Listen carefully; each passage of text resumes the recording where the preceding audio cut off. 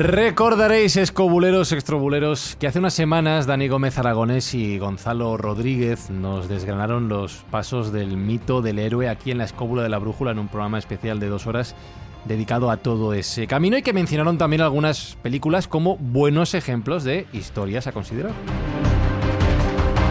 Bueno, pues hoy le vamos a dar la vuelta a la tortilla, a ver cómo queda esto, el mito del héroe hoy, si sale bien parado o no, junto con una colaboradora escobulera a la que conocéis bien, que es analista de comunicación, profesora de narrativa audiovisual, creadora del podcast Las Musas No Avisan sobre análisis del lenguaje cinematográfico, y que viene a hablarnos de un futuro libro. Pepa Yausás, ¿cómo estás? Muy bien y muy honrada y sorprendida, porque además es una situación un poco extraña. Estoy acostumbrada a estar con vosotros en familia. Y hoy es como, Dios, qué nerviosa estoy. No, y además doblemente extraña, porque normalmente a la escóbula vienen amigos, vienen compañeros, vienen invitados que han publicado un libro, pero Pepa en estos momentos lo está preparando, lleva por título La perversión del mito y el problema del héroe, se lanzará con la editorial Ariel, o sea que es una entrevista de pre-lanzamiento, ¿vale? Vamos a calentar para cuando Pepa lance el libro que lo tengáis presente. Esto es el prólogo. Esto es. ¿Por qué, Pepa? Ahora te pregunto cómo sale parado en tu análisis. ¿Por qué te lanzas a escribir este texto, este tomo? Pues mira, hace lo menos 40 años que le doy vuelta al tema y al retema, porque la cuestión del mito del héroe, cuando estudias comunicación audiovisual, cualquier estudiante de guión sabe que una de las primeras cosas que te van a meter así embalsamado, pues es el mito del héroe. Ni siquiera te meten el mito del héroe original. O sea, a Campbell se le cita. Tú lo que te tienes que estudiar, normalmente los estudiantes tampoco lo hacen, porque lo que hacen es estudiarse un resumen. En la universidad ya sabemos todos que tenemos millones y millones de apuntes y muy poco tiempo para leer libros completos, ¿no? Y entonces te pasan una versión que se hizo para Hollywood, ahora hablaremos y me preguntaréis, que la hizo un tal Christopher Vogler en un libro que se titula El viaje del escritor, y que de aquí se hace un refrito de un refrito de un refrito, que es lo que tú estudias en la universidad. Y bueno, como yo soy una niña que lee... Me hace gracia que utilices la expresión tú estudias en la universidad. Tengo la sensación de que me estás mirando. Yo estudié guión en la universidad y estudié el mito del héroe, con lo cual me está sorprendiendo esto que dices. Pero tú sí. te estudiarías la versión de Vogler, la versión cinematográfica. Ya no me acuerdo. Estructura mítica para guionistas y novelistas. Claro. Exacto. O sea, estudiaste, que nos han dado sopa aguada. Estudiaste lo que estudiamos todos, el frito del refrito del refrito, ¿no? Y entonces, como yo soy una niña que siempre le ha gustado mucho leer y es muy leída, pues yo me leí, cogí el libro y me lo leí a Christopher Vogler, porque yo a Christopher Vogler no lo conocía hasta que llegué a la universidad. A Campbell sí, a Campbell lo conocía de antes. Cuando descubrí a Christopher Vogler me llevé las manos a la cabeza. Era un no parar de llevarme las manos a la cabeza. Con cada página del libro que pasaba era peor que la anterior. Entonces decidí volver a mirarme a Campbell y luego, evidentemente, con los años una va aprendiendo cosas y cada vez que vuelvo más a Campbell, si con Vogler me llevaba las manos a la cabeza, con el amigo Campbell no te lo quiero ni contar dónde me las llevaba. O sea, era un no parar, ¿no? Porque, claro... O a los 20 años la vida tiene un color y uno sabe unas cosas, pero luego vas aprendiendo un poco más por el camino. Luego, para acabar de arreglarlo, todos sabéis que me vine a vivir a Canadá hace ya más de 7 años y vivo en North Hollywood. Toda mi vida es Hollywood, toda mi vida es cine. Entonces conocí el cine realmente desde el otro lado y entonces ya acabé de entender y encajar no solo el cine, sino que conozco evidentemente un poco mejor el pensamiento de lo que es el pensamiento de Estados Unidos. Canadá no es Estados Unidos, pero tiene mucho en común, especialmente en la costa oeste donde yo vivo. La costa este es muy diferente. Entonces, fue toda una culminación de cosas muy, muy, muy, muy complejas que no me va a dar tiempo a explicaros. Por eso escribo un libro. Por eso Ariel se interesó y me dijo, a ver, Pepa, por favor, pon esto en forma que se pueda más o menos entender. Y llegué a unas conclusiones, pues, que probablemente distan bastante de lo que nos han enseñado en la universidad y de las ideas que generalmente tenemos de manera popular sobre el mito del héroe. Vale, pero entonces, Pepa, son 2 capas que quiero que desgranemos individualmente, ¿vale? Has hablado de el mito del héroe creado por Campbell y has hablado de cómo ese mito nos llega a nosotros actualmente. Entonces, si quieres, vamos por el primer escalón. Has utilizado la expresión me eché las manos a la cabeza cuando leía Campbell. ¿Por qué? Bueno, pues porque A ver, lo que Campbell plantea es, dicho de una manera muy resumida, insisto, el tema es muy complejo, nos va a dar tiempo a muy poco, yo voy a intentar hacerlo lo mejor que pueda, si no, ya sabéis, podéis leer el libro.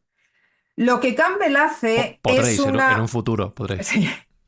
Lo que Campbell hace es una fórmula muy concisa, una especie de catecismo para buenos estadounidenses, para seguir el sueño del mito americano que se plasma especialmente en la versión del hombre hecho a sí mismo, que es el mito americano por excelencia, que es el mito con el que nos llevan educando durante más de 100 años de cine y que es el mito que está dando forma a la sociedad, especialmente occidental y tal y como la conocemos hoy. Ese es el problema del héroe.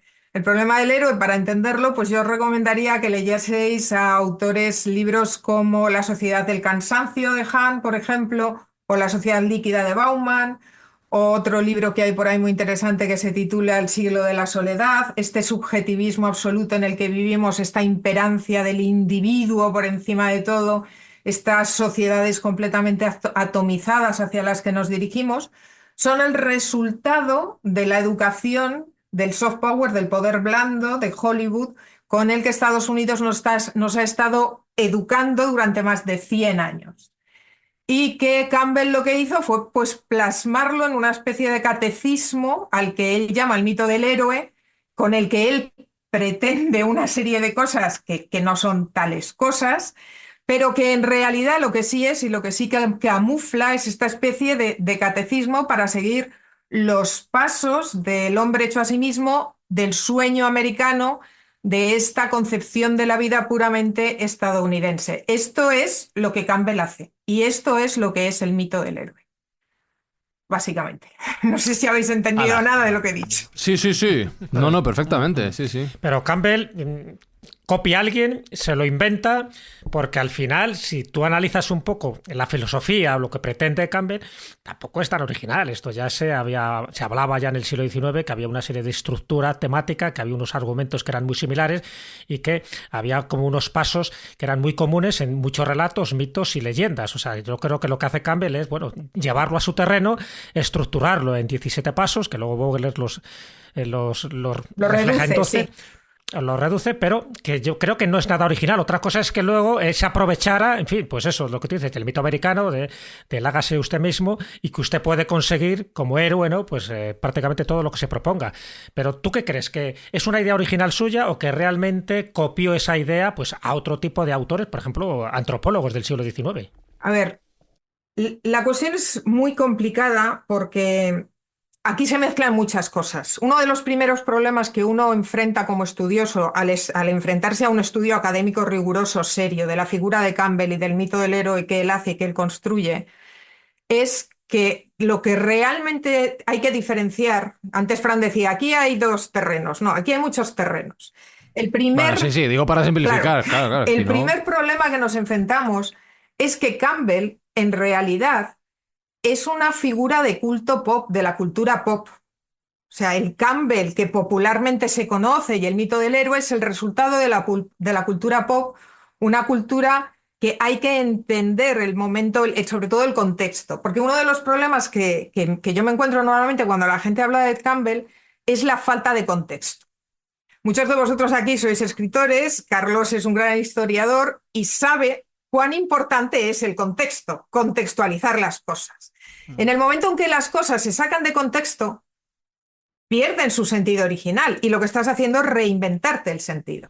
Bueno, pierden incluso el sentido temporal actual, que ese es el gran problema. Claro, lo pierden todo. Y el presentismo es una enfermedad. Este es el tema. Entonces, este es el problema al estudiar a Campbell. Campbell publica su libro en el año 1949. Hay que situarse a mediados del siglo XX con todas las peculiares características que tenía ese siglo XX. Y Campbell ya dice una serie de cosas en su libro que estudiadas desde la situación contextualizada de 1949, cogiéndote el libro, ya no tienen sentido, Jesús. Ya dice un montón de cosas que efectivamente se las está inventando.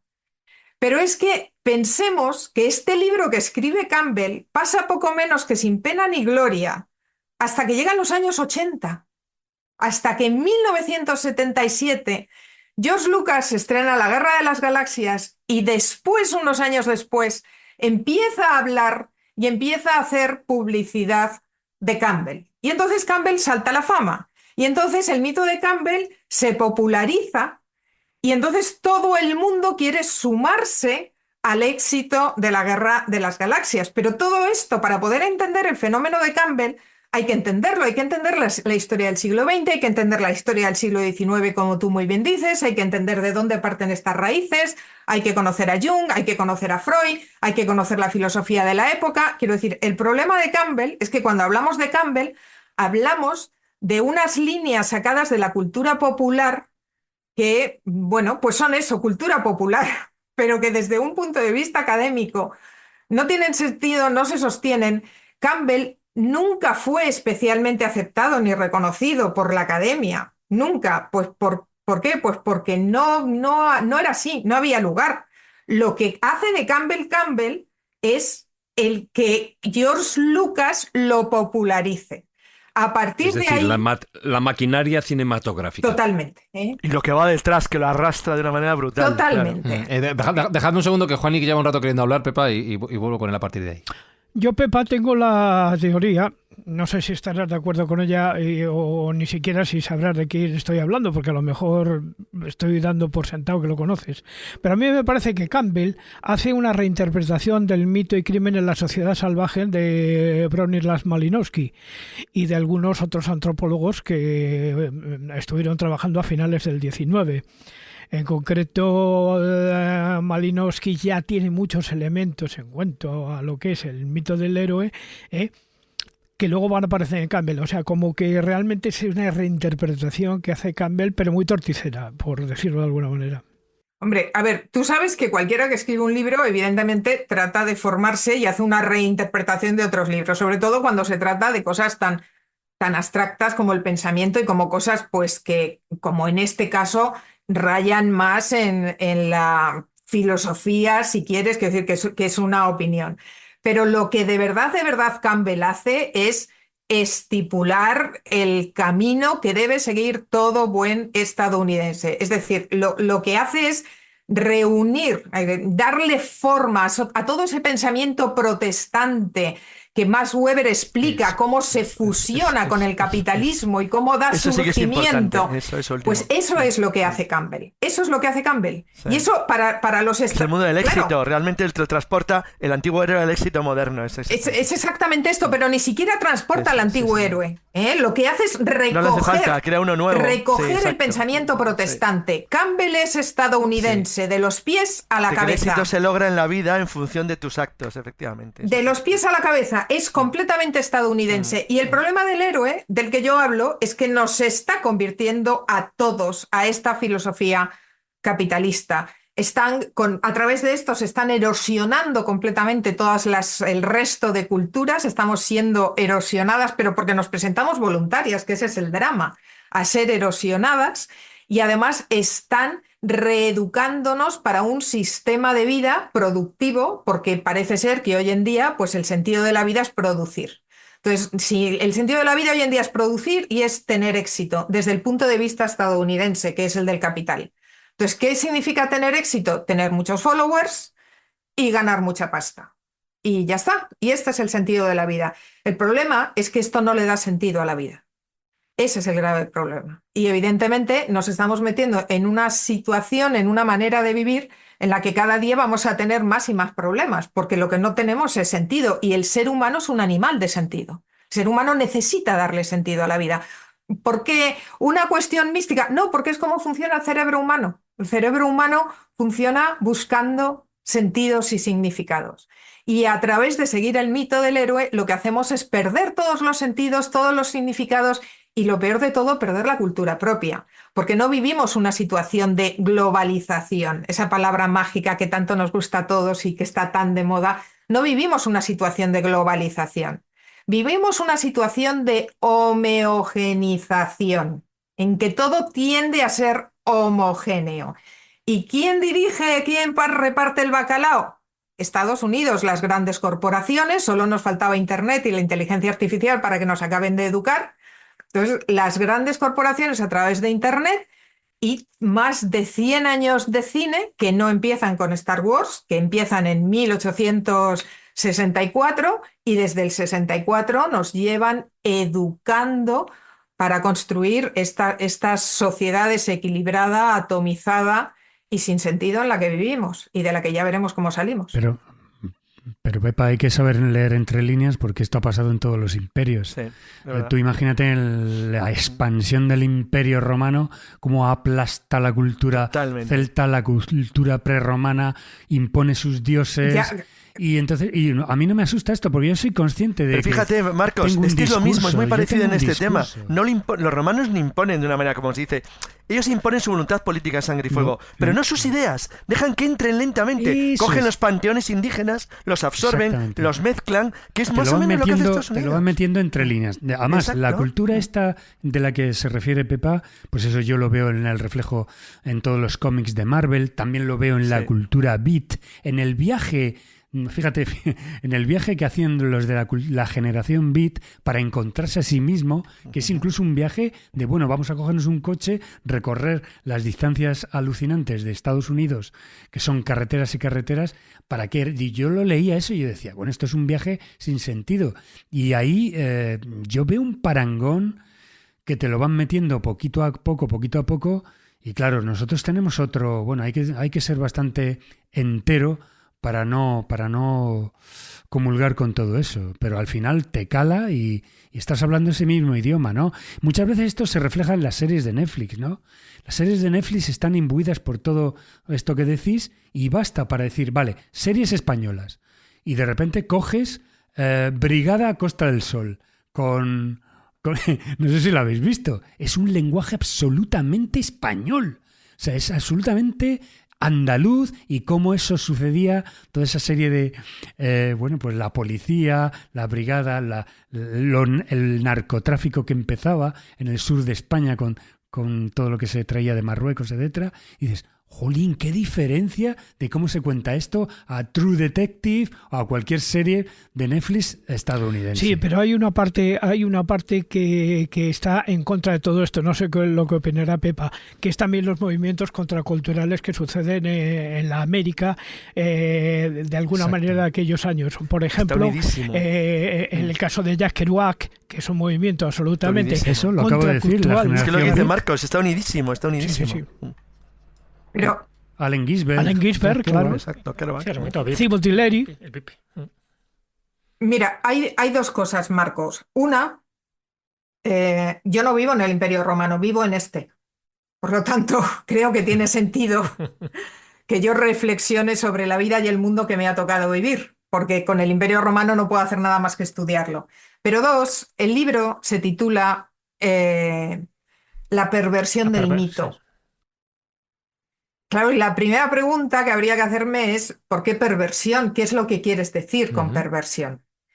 Efectivamente, siempre ha habido quien ha llegado, y esto los romanos lo tenían muy claro, un pueblo no se conquista cuando tú pones tus soldados en la plaza del pueblo. Un pueblo lo puedes dar por conquistado cuando ha cogido tus ideas, cuando sus dioses son tus dioses. Entonces puedes decir que has acabado la conquista. Ahí estamos todos de acuerdo. Pero el Imperio Romano, que efectivamente en la antigüedad, todos sabemos, había una cosa que se llamaba sincretismo. Se practicaba mucho el sincretismo.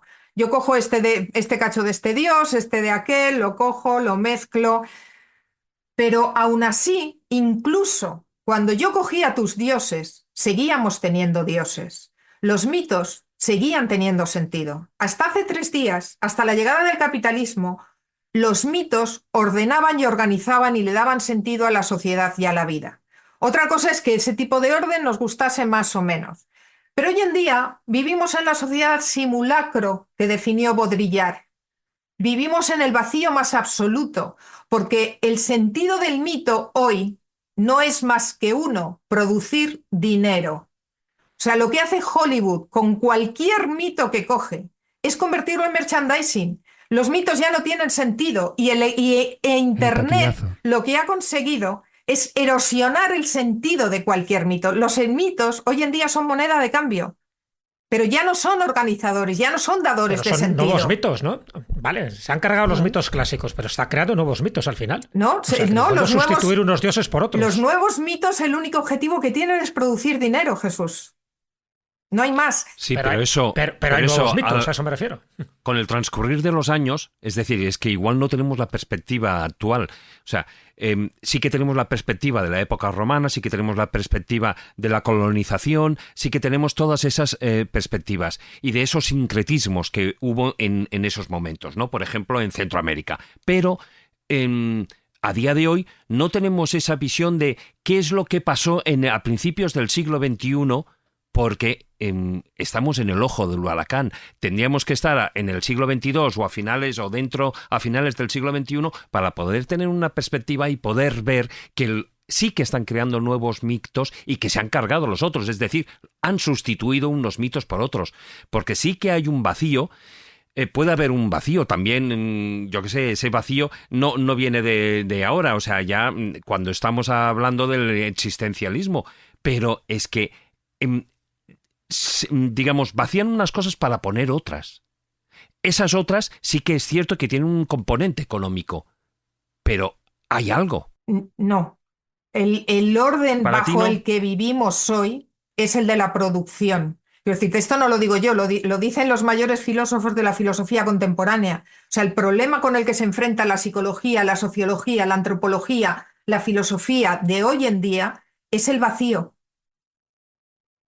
Porque no hay mitos que ordenen ni que organicen. ¿Cuál es el mayor sueño de un chaval de 15 años hoy en día? Ser youtuber. ¿Para qué? Para tener Ganar muchos pasta. followers. Ganar pasta. Y sí, ganar pasta. sí. No hay más. No hay el dinero lo Hombre, es todo. Problema, el dinero es un medio, no un fin. Y hemos convertido los medios en fines. Hemos perdido los fines. Ese es el problema. Lo bueno de esto, Pepa, es que esta sociedad, con este esquema que tú dices, es que va a explotar de éxito. Sí, Es decir, claro. se van a precipitar los acontecimientos, que eso es un poco la idea que tiene Emilio Carrillo, que muchas veces lo nombro porque digo, o sea, esta sociedad de ahora es un imperio que nos está comiendo hasta lo que le llaman la aldea global y va a reventar de éxito porque no hay salida. Es decir, todas las civilizaciones tienen en su punto final, fíjate, la helenística y la romana tenían un estatus de decadencia. O sea, se pierden los valores y llega la decadencia. Eso está puesto en muchísimas obras de arte, tanto en pintura como escultura, y se ve que la sociedad helenística llega a unas aberraciones, como fue el Imperio Romano, que implota, o sea, revienta de éxito porque ya no puede progresar más. Y yo quiero Con lo preguntarle cual, una cosa a esa Pepa historia en- es cíclica. Claro, de hecho, precisamente sobre esto que acabas de decir, y la palabra cíclica, le quiero preguntar una cosa a Pepa, que deriva de su primer pensamiento. Tú has hablado ya no solo del mito de Campbell, sino de cómo se enseña el mito a los actuales creadores de historias, que serán los narradores de los nuevos mitos del futuro. A tu juicio, les llega ya pervertido de antemano, simplificado de antemano, vaciado de antemano. Como dice David, que esto, a tu juicio, contribuye a ese ciclo decadente de cómo se está contando todo. Está claro, obviamente. Vamos a ver, cuando uno estudia cine o comunicación audiovisual o se hace youtuber o lo que tú quieras, lo que hay es una obsesión por conseguir que el producto sea rentable. Tú no estudias narrativas, estudias cómo hacer un producto que se venda. Entonces, los productos estudias algo más parecido al marketing que a las narrativas. ¿Entiendes? A ti no te interesan las narrativas. A ti te dicen que este es el modelo que funciona. ¿Por qué? Pues porque es el que usan en Hollywood y Hollywood es el que más vende. Y todos tenemos que seguir. ¿Por qué? Porque lo que todos queremos es vender y tener muchos seguidores, porque esa es la lógica imperante del mundo moderno. No nos preocupa el contenido. Cualquier película que cojas, y da igual de la nacionalidad que seas, vete a Netflix, da igual el producto que cojas, el mensaje que vas a ver es siempre, siempre, siempre el mismo. El del héroe estadounidense, el del hombre hecho a sí mismo, que es en lo que se basa esta sociedad. Esto es lo que plantea Han en La sociedad del cansancio. Es decir, es un invento. Dice Marcos explotará. Pues el problema es que vamos a ver cómo, porque el sistema ha encontrado una forma casi perfecta de mantenimiento. Ahora toda la responsabilidad queda en el individuo. La cuestión es que el concepto de comunidad desaparezca. Ahora ya no somos comunidades anymore. Ahora lo que somos es reunión de soledades. Somos grupos de Eso es. gente, pero la cosa es que el yo y la cosa subjetiva es tan sumamente dominante, el yo es tan imperante en todas partes, que lo único que nos preocupa es lo que yo saque. Es lo que yo saque. Pero te diré una cosa, donde no hay sentido racional, hay manipulación emocional. Y sin pensamiento crítico, lo único que puede surgir es la manipulación emocional. ¿Qué es lo que estamos viendo en todo el mundo? Surgimientos de movimientos fascistas, surgimientos de radicales por todos lados. Mira lo que está pasando en las elecciones en Estados Unidos. ¿Por qué? Pues porque donde no hay pensamiento crítico, manipular las emociones más básicas es muy sencillo. Es muy sencillo. ¿Entiendes? El pensamiento crítico es más difícil. Problema, ¿cómo salimos de esta? Pues es muy complicado, porque convencerle a un chaval de 15 años de que se haga youtuber, que va a tener un montón de, ¿sabes?, de seguidores, con la cantidad de recompensas inmediatas, la percepción de recompensa y la inmediatez que se tiene y la ilusión de que tú vas a crecer como buen héroe, porque además nos llevan educando así desde hace 1.000.000 de años. Es decir, cualquiera puede cocinar, te lo dice la rata de Ratatouille de Pixar. Cualquiera puede llegar a presidente de Estados Unidos. Cualquiera puede hacerse rico en Google, puede hacerse rico en YouTube. Cualquiera, esta democratización que lo que hace es por el camino generar este populismo que arrasa cualquier valor que tenga que ver con el conocimiento, con el pensamiento crítico, porque lo más importante es ese cualquiera. Tú no tienes que preocuparte de educarte, de sentar una base de conocimiento, de crecer y desarrollarte de ninguna manera. Lo que tienes que hacer es tener éxito, logro, en el terreno que sea. No importa la clase de éxito, importa el éxito. Es una sociedad completamente orientada hacia el logro, el que sea. Y eso es un problema muy grave. No sé a vosotros qué os parece. Que arroja individuos absolutamente frustrados, y hombres, mujeres, que les están poniendo una serie de modelos, tanto físicos como mentales, del triunfador, del el tío poseedor del éxito, y además en el mercado sexual también, porque todo se ofrece como un producto. Y aludo, por ejemplo, al tema de los seguidores, los followers en Instagram y todo este tipo de cosas, que es que también arroja una cantidad de individuos absolutamente frustrados por no poder llegar ahí. No. Además es que abarca todos los aspectos de la vida. Es decir, las relaciones de pareja, todo es de usar y tirar. Todo tiene que ser fluido, como dice Bauman en La sociedad líquida, ¿sabes? Nada puede ser permanente. Ya, pero es que el sentido también requiere de continuidad. Las cosas que no tienen continuidad no tienen ningún sentido. Entonces, esta cosa que tenemos ahora de, bueno, tú conoces a alguien 2 noches y al día siguiente te pone el café con leche, como no te gusta, lo dejas estar. ¿Por qué? Pues porque a mí no me gusta el café con leche, no te lo voy a aguantar. Es decir, las relaciones personales han desaparecido, no tiene ningún sentido. ¿Y para qué te vas a relacionar con nadie teniendo como tienes todas las apps que tienes donde elegir? Sí. Ahora, ¿cómo se arregla esto? Es complicado, ¿eh? David. Yo creo que existen a ese nivel 2 sociedades. Y ahí estaríamos hablando incluso de estatus. Es decir, cuando tú te encuentras que gente de los grandes, desde Microsoft o cualquiera de estas, que te dicen, no, es que mis hijos no tienen el móvil, o no tienen el internet, o no tienen las redes sociales, esto, lo otro, y los crían y los educan para otra sociedad. Es decir, para una élite. Eso es. No para, digamos, el corpus de, es decir, el resto de la civilización y la élite. Para el resto de la civilización estoy de acuerdo que no puede valer, nos puede valer esa parte que nos están vendiendo, etcétera, etcétera. pero yo creo que seguirá habiendo esa élite que es la que se encargará de seguirnos alimentando los sueños para que permanezcamos dormidos. De hecho, yo estaba pensando una cosa, Pepa. Como tú bien dices, podríamos estar hablando de esto 2 horas sin ningún problema. Hay matices por todos lados. Pero yo me estoy imaginando a los escobuleros y escobuleras que escuchen esta conversación y también lo divido en 2 grupos. Por un lado estarán los que digan, oye, lo de Pepa me flipa, me interesa muchísimo, quiero leer. La perversión del mito estará pronto en librerías, editorial Ariel. Pero habrá quien piense, ojo Pepa, con lo que a mí me gusta mi película de sobremesa los domingos después de comer y ver mi historia de Hollywood y tal, me acabas de reventar entero. ¿Qué le dirías a esa persona, Pepa? Total. Pues me alegro mucho de que tomes conciencia de la realidad. Bienvenido al mundo real.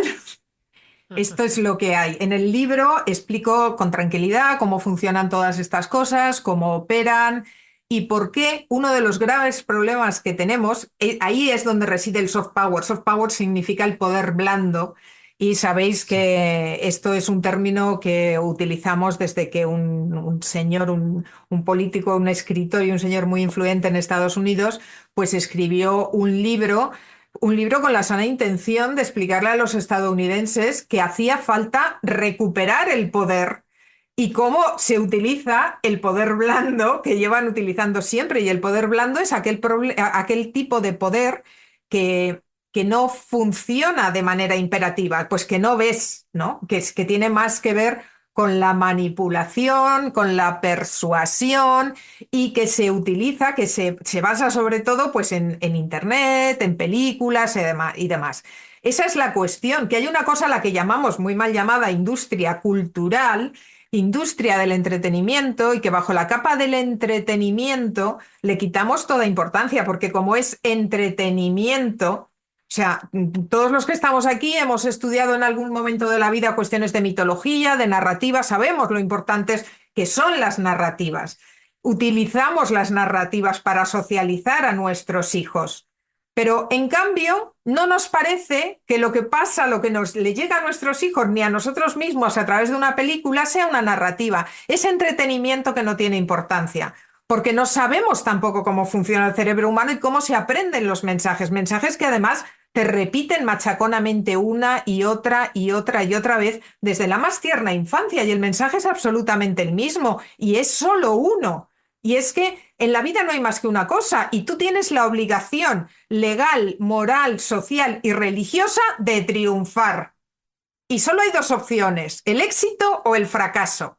Hay una cuestión que yo creo que se van a crear islotes de individuos, como por ejemplo estos movimientos que hay en Estados Unidos del minimalismo, no sé si los conoces, o personas de mi entorno que ya no comulgan con todo esto y que se sienten como absolutamente marginados, ¿eh? Y te lo digo de gente de mi familia que huye de estar con gente que está siempre con los mismos rollos, con el Instagram, con cosas vacías, y se están haciendo su propio mundo de solitarios. Absolutamente. Entonces, puede ser que esta serie de islotes llenos de solitarios, vayan poco a poco conformando una, ¿cómo le llaman? Una inmensa minoría. Una inmensa minoría que nos vaya a redimir, porque que si no, ¿a dónde vamos? Mira, el problema es muy grave, porque esta cuestión del yo y esto que nos han ido vendiendo en las películas y el mito del héroe que nos vende Campbell, toda esta cuestión del héroe, afecta directamente a los centros de recompensa del cerebro. Es muy gratificante. ¿Por qué? Pues porque somos seres sociales y el peso de lo social está sobre nosotros 24 horas al día, 365 días al año. Y entonces el tener ahí tu parcelita en que por un momento tú puedes soñar que tú eres el héroe, te proyectas en ese tío, todo está contra ti, porque todos tenemos ese sentimiento en algún momento, ¿sabes? El jefe está contra mí, vivir en comunidad pues representa pagar un precio por según qué cosas, representa ceder terreno. A nadie nos divierte ceder terreno, todos queremos ganar y ganar y ganar, y esto es lo que te cuentan las pelis. Un tío que se enfrenta a todos y que al final resulta que tiene razón y encima le aplauden. Cuando te educan con esto, y fíjate lo que es Internet, las generaciones que vienen, la adolescencia es el momento de la vida en que el cerebro está reafirmando el yo. En ese momento que es crucial, que ni siquiera las sinapsis neuronales, quiero recordaros que el cerebro no acaba de alcanzar la madurez hasta los 20-25 años, no está completamente maduro. Daros cuenta de lo que os estoy diciendo.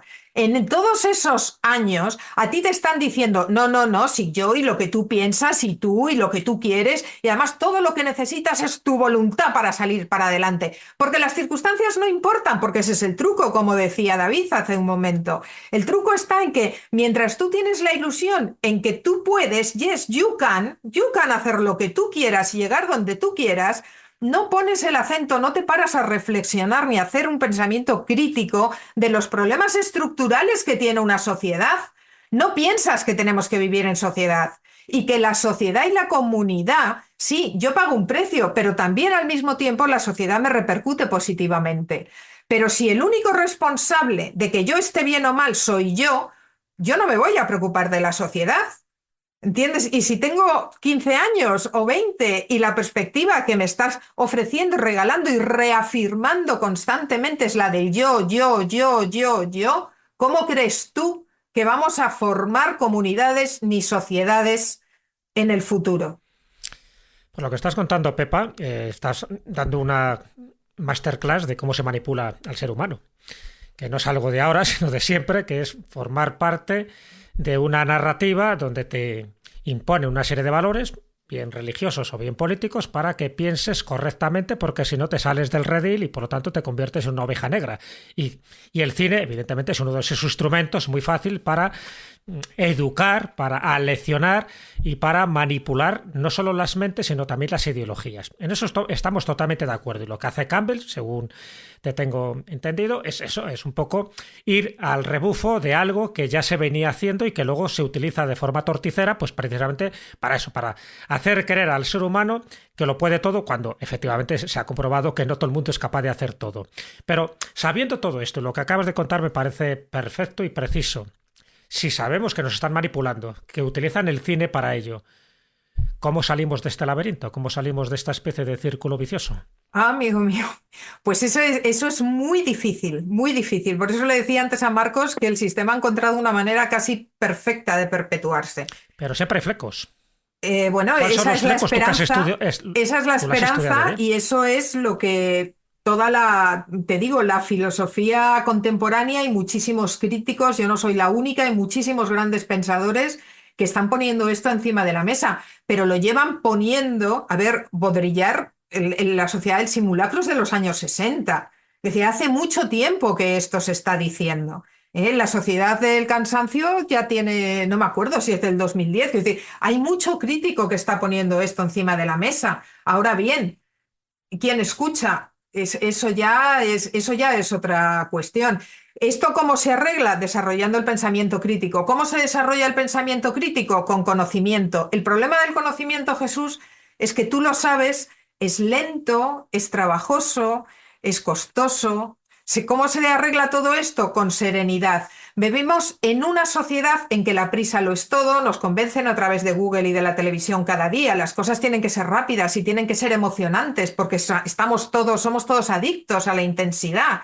Y el conocimiento es una cosa lenta, que no tiene... ¿Cómo convences tú a un chaval de 15 años que es mucho más interesante estudiar filosofía que ser youtuber?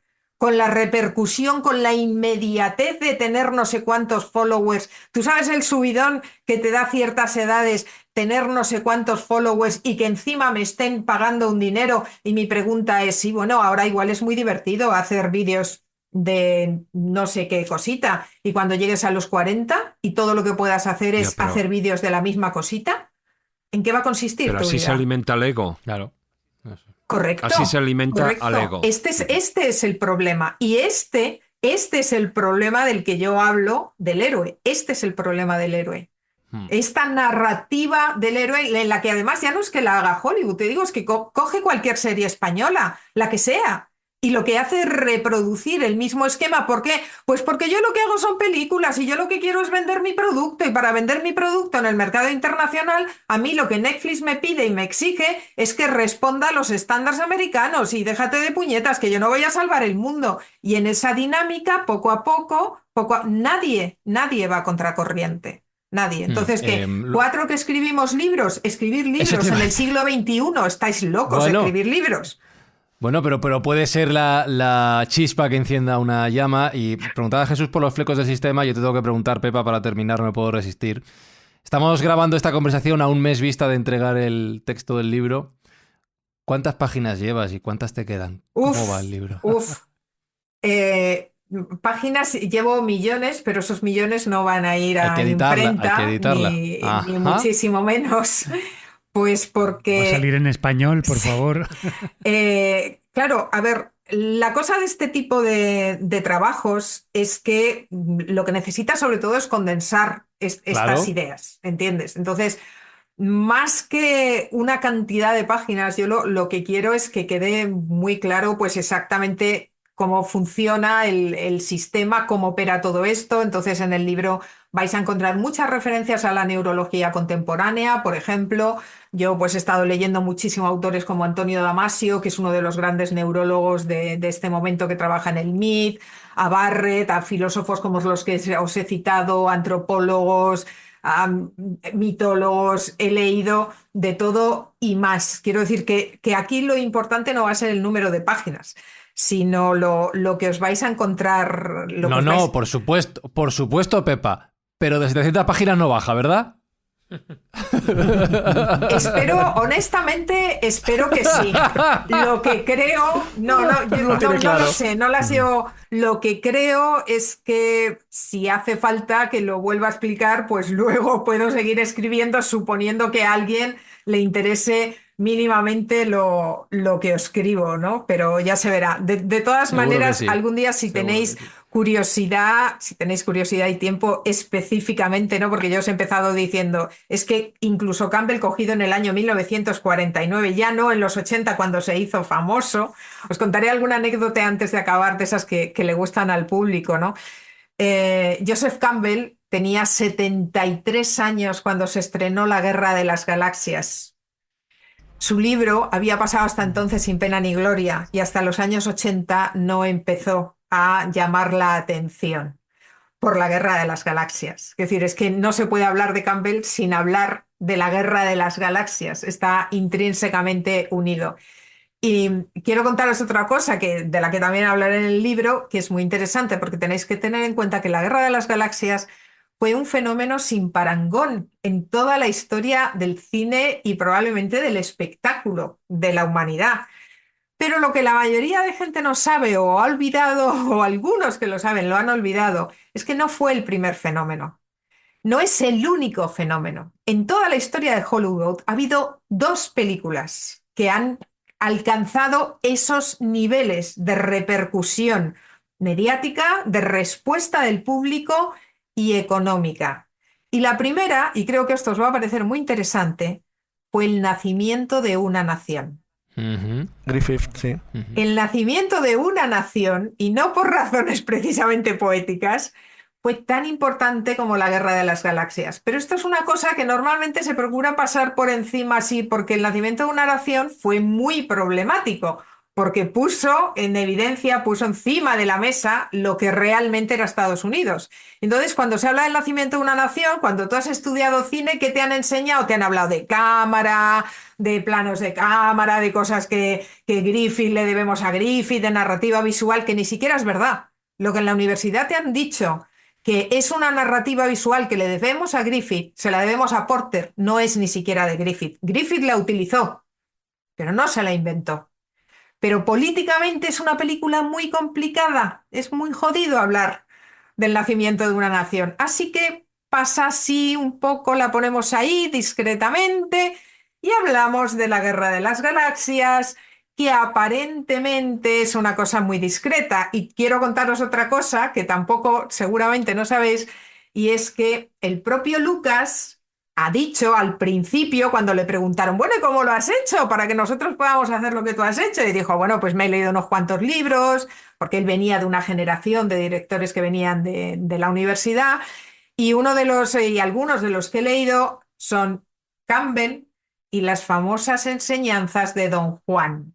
Los maestros Jedi no son un invento de Campbell, vienen del señor Castaneda. De Castaneda. Pero ¿qué ocurre? Que Castaneda tampoco dejó de ser políticamente correcto muy pronto. Entonces también pasamos un tupido velo sobre Castaneda y nos dedicamos a hablar de Campbell, que en su momento era políticamente correcto.